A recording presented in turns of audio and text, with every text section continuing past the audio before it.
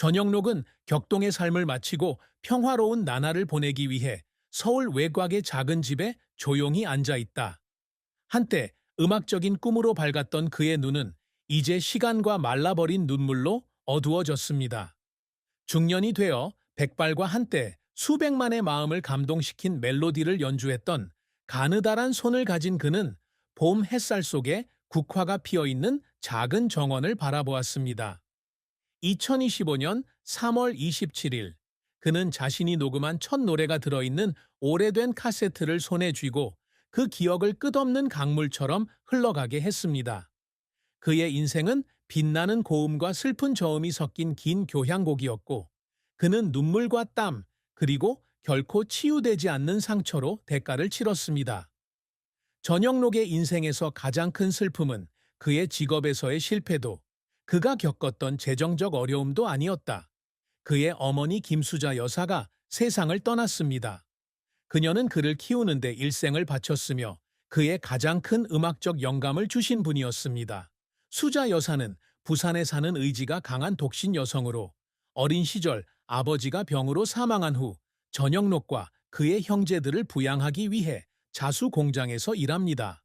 그는 어렸을 때부터 어머니가 밤늦게까지 바늘과 실로 거친 손으로 짜는 일을 하며 그에게 먹을 것과 학교에 갈 책을 마련해 주시는 모습을 보았습니다. 그녀는 음악에 대해 별로 알지 못했지만 그가 노래 연습을 할 때 옆에 앉아 웃으며 영록아, 너는 정말 노래를 잘해. 큰 일을 해낼 거라고 믿어. 라고 말하곤 했습니다. 전영록이 전성기를 누리던 1990년 그의 어머니가 심장마비로 세상을 떠났다. 그녀는 추운 겨울 아침 그가 서울에서 큰 콘서트를 준비하고 있는 동안 떠났다. 그는 짧은 전화 통화를 통해 누나로부터 소식을 받았는데 그녀의 목소리는 달콤했다. 엄마? 엄마가 죽었어요.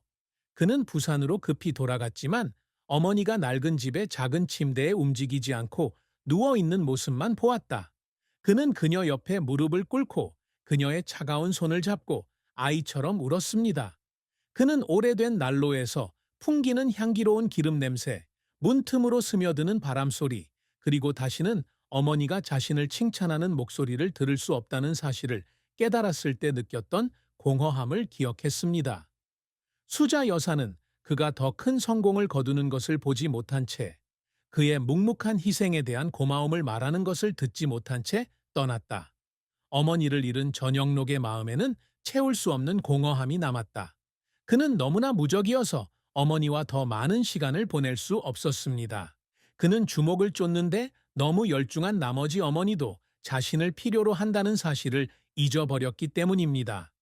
슬픔은 오랜 세월 그를 따라다녔고 그의 음악에서 분리할 수 없는 부분이 되었습니다. 이곳에서 그는 매번 오래된 노래를 부를 때마다 어머니를 떠올릴 때마다 목소리가 거칠어지는 것을 느낀다. 그것은 가장 크고 깊은 슬픔이며 어떤 무대나 상도 치유할 수 없는 상처입니다. 전영록의 경력은 찬란한 정점과 어두운 시면을 경험하는 긴 롤러코스터와도 같았습니다. 그는 부산의 가난한 가정에서 자라났지만 정식으로 음악을 공부할 기회는 없었습니다. 그는 어린 시절부터 음악을 좋아했으며 종종 어머니의 오래된 라디오에서 패티 김의 노래를 따라 부르곤 했습니다. 그는 18세의 나이에 유명한 가수가 되겠다는 열망을 안고 부산을 떠나 서울로 왔다. 그는 관객에게서 몇 푼 받는 돈으로 작은 술집에서 노래를 부르기 시작했습니다. 추위에 손이 떨렸지만 여전히 기타를 든 채로요. 초기에는 그는 케이크와 라면으로 생활하며 빌린 방에서 살았지만 포기하지 않았습니다. 그의 첫 번째 큰 성공은 1980년에 이루어졌는데 그 당시 그는 서울에서 보낸 힘든 시절을 바탕으로 직접 작곡한 노래 Fire in the Heart를 발표했습니다. 이 노래는 큰 인기를 얻어 10주 연속 차트 1위를 차지했고 MBC 가요대상에서 최우수 신인상을 수상했습니다. 그 이후 전영록은 수백만 명의 청중에게 사랑받는 한국 최고의 가수 중 한 명이 되었습니다. 1980년대는 그의 전성기로 추억의 강, 고요히 내리는 비, 옛날과의 작별 등 수많은 히트곡을 냈다. 그는 가수일 뿐만 아니라 재능 있는 음악가이기도 하며 대부분의 노래를 직접 작곡했습니다. 그의 콘서트는 서울 잠실종합운동장부터 지방 소극장까지 항상 사람들로 북적입니다. 하지만 그의 경력이 항상 순탄했던 것은 아니다. 1990년에 어머니가 돌아가신 후 그는 위기에 빠졌습니다. 그는 창작 활동과 공연을 소홀히 한 채 술을 더 많이 마시기 시작했습니다. 1992년 앨범 다크 나이트는 비참한 실패작이었으며 비평가들로부터 감정과 영혼이 부족하다는 비판을 받았습니다. 그의 대중적 인지도는 점점 줄어들었고 그는 한때 자신이 만들어냈던 분위기에 갇힌 듯한 느낌을 받았습니다. 그 당시 그는 혼자 작업실에 앉아 미완성된 악보를 보며 울곤 했습니다.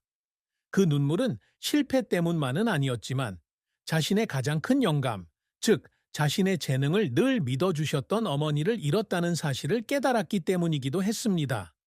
전영록의 복귀 시도는 또 다른 눈물겨운 여정이었다. 그는 그 후 몇 년을 자신을 찾는 데 보냈다. 그는 TV쇼에 참여하고 오래된 노래를 부르고 새로운 장르에 도전했습니다. 2000년에는 젊은 밴드와 협업해 팝과 발라드를 섞은 곡 뉴 저니를 발표해 모두를 놀라게 했다. 이 노래는 큰 인기를 얻지는 못했지만 그의 끊임없는 노력을 보여주었습니다. 어느 날 그는 30여 시간 동안 스튜디오에 앉아 녹음을 완벽하게 하기 위해 특별한 신음소리를 계속해서 반복해서 불렀습니다. 그는 결과를 듣고 눈물을 흘렸습니다. 피곤해서가 아니라 창의력을 발휘할 수 있는 능력이 아직 있다는 것을 깨달았기 때문입니다. 2010년에는 세종극장에서 데뷔 30주년 기념 콘서트를 열었는데 일어서서 손에 매를 들어 올리는 신용을 하며 무대에 오르면서 인생의 가장 어두웠던 시기를 극복했다는 기쁨을 만끽했다고 한다. 전영록이 항상 바라는 것은 명예나 돈만이 아니라 의족을 통해 인정받고 시대를 초월하는 음악적 유산을 남기는 것입니다. 그는 연예계에 발을 들인 초기부터 그저 스타가 아니라 음악을 통해 영원한 이야기를 전할 수 있는 진정한 아티스트가 되고 싶다고 스스로에게 말했습니다. 마음속의 불이라는 노래는 그가 살고자 하는 열망을 처음으로 증명한 곡이며 그는 평생 동안 자신의 영혼을 표현할 새로운 멜로디를 끊임없이 찾아다녔습니다. 그는 자신의 노래를 미래 세대가 부르기를 바랐고 자신의 어머니와 살아남기 위해 고군분투했던 시절에 대한 기억을 담고 싶었습니다. 그의 가장 큰 노력 중 하나는 2015년에 그의 어머니 김수자의 이름을 딴 음악 장학금을 설립한 것입니다. 그는 한때 자신과 같았던 가난한 젊은 예술가들을 지원하고 싶어 합니다. 그들은 경제적으로 넉넉지 않았지만 열정은 가득했습니다. 그는 수익을 내지 않지만 학생들이 돈을 받고 무대에 오르는 모습을 볼 때마다 아버지처럼 자랑스러워합니다. 그의 큰딸 전보람도 경영에 합류하여 아버지의 정신을 이어받았습니다. 세상이 나를 기억할 필요는 없지만 젊은이들이 내 노래를 부르고 안전감을 느낀다면 나는 성공한 것입니다. 그는 한때 인터뷰에서 이렇게 말했습니다. 어느 날 그는 작은 방에 앉아 학생이 부르는 침묵의 비를 듣고 있었는데 그 노래를 제일 좋아하던 어머니가 그리워서 울었습니다. 그는 나이가 들면서 건강과 목소리를 유지하려고 늘 노력했습니다. 최근 몇 년 동안 그는 만성염증 문제에 직면했지만 운동을 멈추지 않았습니다. 어느 날 그는 이전처럼 높은 음을 제대로 부를 수 없어 연습실에서 울기도 했지만 포기하지 않았습니다. 그는 가벼운 노래에 집중해 공연 스타일을 조정했고 계속 무대에 섰습니다. 이 나이가 되어서도 그는 여전히 작은 콘서트를 열지만 그것은 돈을 벌기 위해서가 아니라 어머니와의 약속을 지키기 위해서다. 삶이 무슨 일을 겪든 계속 노래를 부르겠다는 약속이다. 전영록의 사랑과 결혼은 그의 인생에서 복잡하고 슬픈 한 장이었다. 그는 1985년에 이미영과 처음 결혼했는데 그 당시 그는 인기가 절정에 달했었다. 미영은 밝은 미소와 활기찬 성격을 가진 젊은 여배우입니다. 두 사람은 한 TV 프로그램에서 만났고 미영은 그의 깊은 목소리에 매료되었다. 그들에게는 전보람, 전효빈, 전유빈이라는 세 자녀가 있다. 그들의 결혼 생활은 처음에는 행복했지만 그의 어머니가 돌아가신 후로 빨리 무너졌습니다. 그는 은둔형 외톨이가 되어 일 때문에 집을 비우는 일이 잦았고 미영은 본가에서도 외로움을 느꼈다. 그들은 12년간의 결혼 생활 끝에 1997년에 이혼했다. 미영은 항상 자신을 다른 슬픔으로 이끄는 남자와 더 이상 살 수 없다고 말한다. 그 남자가 다른 여자가 아니라 그의 엄마에 대한 억압된 기억임에도 불구하고 말이다. 이별은 전영록에게 깊은 슬픔을 남겼다. 그는 가족을 하나로 모으는데 실패했다고 느꼈고 그의 아이들, 특히 전보람은 이러한 이별을 몹시 슬퍼했습니다. 1999년에 그는 느긋하고 이해심이 깊은 음악 저널리스트 임주연과 재혼했습니다. 램 주연은 함께 그의 지지자가 되지만 그는 여전히 첫 번째 결혼의 슬픔을 안고 있다. 그는 주연에게 미영이와 아이들을 다치게 해서 너에게 온전한 행복을 줄 수 없을 것 같아 라고 말한 적이 있다. 주연은 그저 웃으며 그의 손을 잡았지만 그는 그녀 역시 그의 수년간의 우울증으로 인한 상처를 지니고 있다는 것을 알고 있었다. 이 나이가 된 전영록은 여전히 주연을 깊이 사랑하지만 결혼 생활 내내 놓친 순간들이 마음의 슬픔을 안겨준다. 그의 사랑은 길고도 힘든 여정이었고 그의 가장 큰 슬픔은 자신을 위해 희생한 여성들에게 헌신하지 못했다는 느낌이었습니다.